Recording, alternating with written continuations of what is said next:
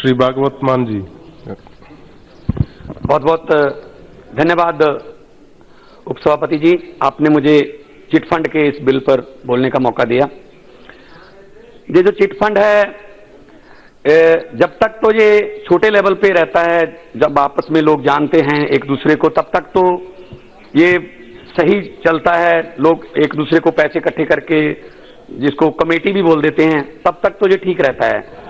जब ये बड़ी कंपनियों के पास चला जाता है, जब बड़े बड़े लालच दे दिए जाते हैं, आपका पैसे को दुगना कर देंगे, तिगना कर देंगे, एक दो किस्तें वो दे भी देते हैं वापस, ताकि यकीन बन जाए। इससे फिर वो उनको कहते हैं कि आप अपने रिश्तेदारों के पैसे भी लगवाओ, देखो आपके पैसे कितने अच्छे तरीके से वापस आ रहे हैं। जब दो तीन किस्तें वापस भी आ जाती हैं, तब वो चेन रिएक्शन हो जाता है, लोग अपने दोस्तों के, रिश्तेदारों के पैसे उस कंपनी में लगवा देते हैं। इसकी मैं एग्जांपल दूंगा, माननीय वित्त राज्य मंत्री जी अनुराग ठाकुर जी बैठे हैं, शायद उनके भी यहाँ उस कंपनी के पीड़ित हों। पर्ल कंपनी है, मेरी कंस्टिट्यूंसी का एक गांव है छाजली, उस अकेले गांव का 2 करोड़ रुपया वो कंपनी लेकर भाग गई। 10 आदमियों ने सुसाइड कर लिया, क्योंकि उन्होंने अपने रिश्तेदारों के पैसे उस कंपनी में लगवा दिए थे। अब सोशल स्टिग्मा है कि मेरे रिश्तेदारों में मेरी नाक कटेगी, सुसाइड कर लिया एक गांव के 10 आदमियों ने। बहुत से गरीब लोगों का पैसा पर्ल कंपनी लेकर भाग गई। उनकी बहुत बड़ी प्रॉपर्टीज हैं पंजाब में, दिल्ली में, पूरे देश में। 5 करोड़ आदमी पूरे देश में उस कंपनी से प्रभावित है। जब मैं जब स्वर्गीय अरुण जेटली जी वित्त मंत्री थे, तो मैंने सवाल किया था, तो उन्होंने कहा था कि उस कंपनी का जो मालिक है वो गिरफ्तार हो गया, कानून कार्रवाई कर रहा है। सर, लोग पूछ रहे हैं कि उसके गिरफ्तार होने का हमें क्या फायदा हुआ? उसकी गिरफ्तारी भी क्या है सर? 5 स्टार हॉस्पिटल में बैठा है वो, बीमारी का बहाना लगा के।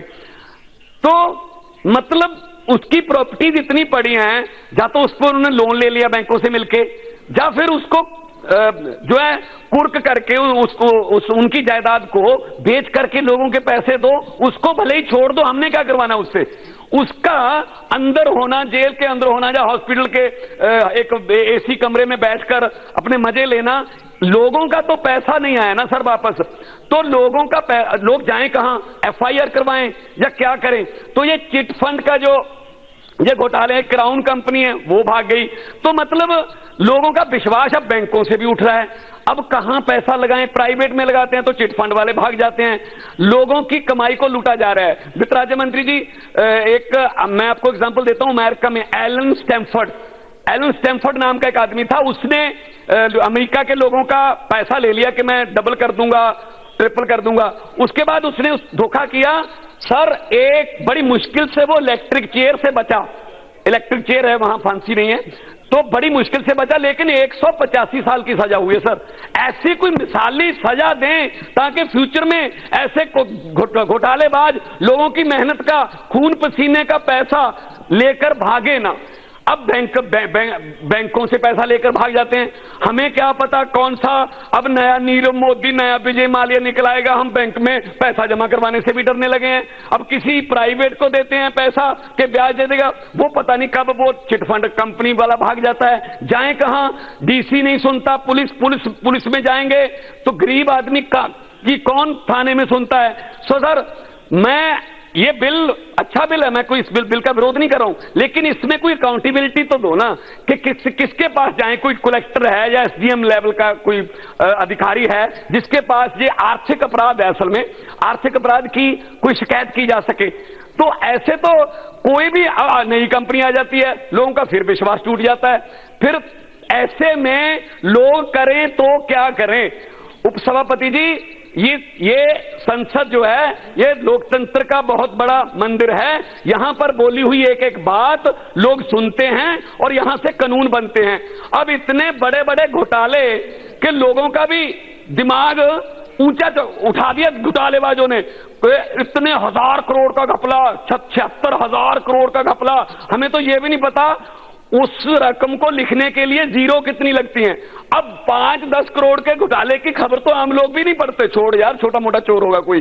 तो मतलब ये बात अंग्रेजों ने शायद 200 साल में उतना नहीं लूटा होगा देश को जितना हमारे वालों ने लूट लिया 70 साल में। तो तो मतलब ये कि कोई कानून ऐसा बने जिससे कोई मिसाली सजा मिले, ताकि आने वाले कोई और जो है चिटफंड वाले लोगों के साथ ऐसा धोखा ना कर पाए, लोगों का पैसा लेकर ना भागें। मैं फिर एक बार आग्रह करता हूं वित्त राज्य मंत्री जी को कि पर्ल कंपनी का जितना पैसा लोगों का लगा है ब्याज समेत उनकी जायदाद को बेचकर, ऑस्ट्रेलिया तक उनकी जायदाद है सर, गोल्ड कोस्ट में ऑस्ट्रेलिया तक उनकी जायदाद बेनामी है कि किसी के दामाद के नाम पे, किसी के भतीजे के नाम पे है। तो उनका इंटरनेशनल कानून के जरिए उन जायदादों का भी पता करके यहां पर लोगों का ब्याज सहित पैसा वापस दिया जाए, और इस बिल को थोड़ा और अगर विस्तार में अकाउंटेबिलिटी बना दें तो और भी ज्यादा अच्छा होगा। लेकिन मैं बिल की फिर सपोर्ट करता हूं क्योंकि आम लोगों का पैसा लगा हुआ है इसमें, उसको निकालने की आपकी इच्छा है, इच्छा शक्ति है, अगर सच्ची है तो अच्छी है।